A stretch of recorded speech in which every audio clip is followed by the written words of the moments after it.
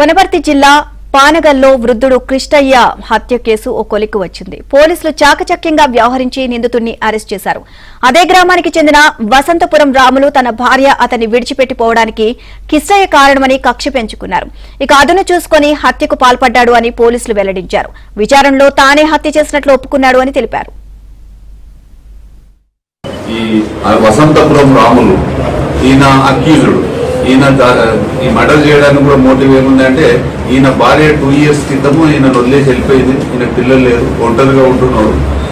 వీళ్ళ ఇంటికి రెగ్యులర్ గా ఈ డిసీజ్డ్ పర్సన్ చనిపోయిన ఈ కుంటికి ఇష్టం వచ్చుకుంటుంటే వీళ్ళిద్దరు భార్య భర్తల మధ్య తగువులు ఉంటే ఆ కుంటికి ఇష్టం వాళ్ళ భార్యకు సపోర్ట్ చేసిండు, మంత్రాలు చేసి నా భార్యను విడగొట్టిండు అన్న ఉద్దేశంతో ఆయనతో కక్ష పెంచుకున్నాడు.